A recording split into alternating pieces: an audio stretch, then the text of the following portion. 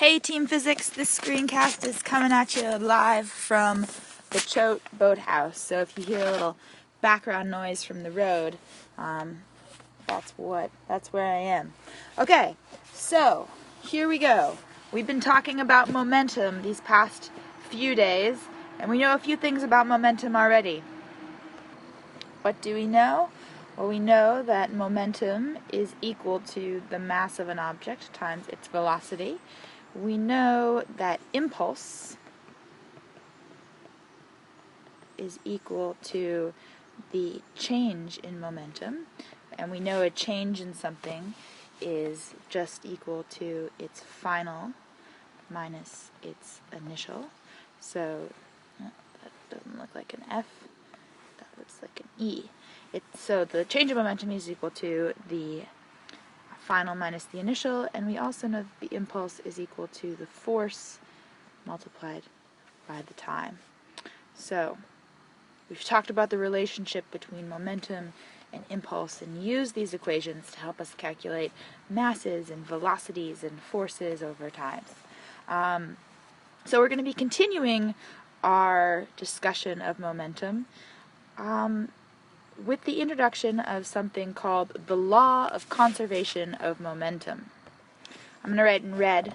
It's the first law that we've talked about in this class, but we're going to be discussing many laws over the course of the year. But this law of conservation of momentum will be the first. So, here it goes. Are you ready? This is it. In the absence of external forces, the total momentum of a system is conserved. Hang on, I'm going to write that down. Okay, there it is. In the absence of external forces, the total momentum of a system is conserved. Let's break this up a little bit. Talk about an external force. An external force would be, for example, friction. Friction is an external force that would cause momentum to not be conserved. Let's talk for a second about what does it mean to be conserved. Well, conserved just means unchanged. So while this law sounds very fancy and difficult, it's really not that difficult. It just means that if we have some sort of action, we have momentum before that action, and it's going to be equal to the momentum after that action. So momentum before is going to be equal to momentum after. So let's make this a little bit more, let's make this a little smaller, and actually zoom in over here. How is this going to come into play when we're talking about a problem? Okay, so let's start out with a collision of two carts. And this is going to be an inelastic collision. An inelastic collision means that at the end of the collision, the two objects are going to stick together. So imagine we have two carts. Here they are. The first cart is 3 kilograms, so that's a 3, and the second cart is 1 kilogram. And this is going to be our before picture. And then we're going to have an after picture. And in our inelastic collision, the two carts are going to be stuck together after they hit each other. And let's give our carts some velocity, because without a velocity they will have zero momentum. So this cart will be moving at 4 meters per second, and this cart will be moving at 0 meters per second. So this 1 kilogram cart is at rest. And our question is, what is the velocity of these two carts after they've stuck together? Now, at face value, this seems like a very complicated problem to solve, but we know something. We know that the total momentum before is going to be equal to the total momentum after. So all we have to do is some basic accounting. We need to find the momentum before, and then we're going to be able to find the momentum after. Okay, so let's start here. The momentum of this cart, right here, what is it? Well, it's 4 meters per second, which is its velocity times its mass, which is 3 kilograms. So its momentum is 12 Newton seconds.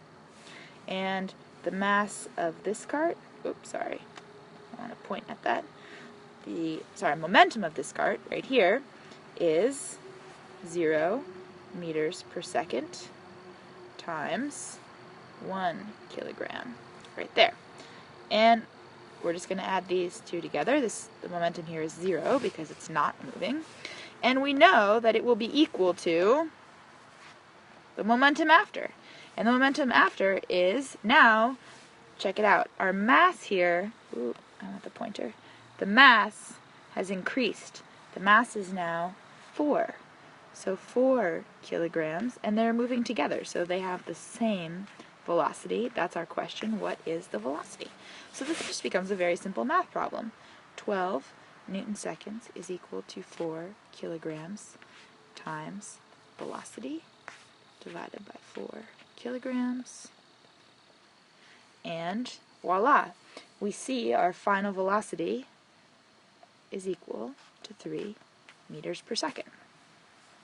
Ta-da! So after this first cart hits the second cart, they will be traveling together at a rate of 3 meters per second. Awesome. Okay, let's try another one. Let's move over here. Another inelastic collision. So, let's pick 2 different carts now. We're going to have a cart that's moving, that's 8 kilograms. Yeah, you can't see that very well, can you? Let's erase that. So, cart here, 8 kilograms, and it is moving this direction at 2 meters per second. And let's get another cart, which is 2 kilograms, and it's moving this way at 3 meters per second. Our question is, they are going to stick together. Here, 8 kilograms and 2 kilograms. Which direction are they going to go? Are they going to go to the left or to the right? Well, conservation of momentum will help us figure this out. Okay, let's do it. This cart, right here, what is its momentum? Well, all we have to do is say 2 meters per second times 8 kilograms is going to give us 16 Newton seconds. Okay? This one, it's a little trickier. This cart, what is its momentum?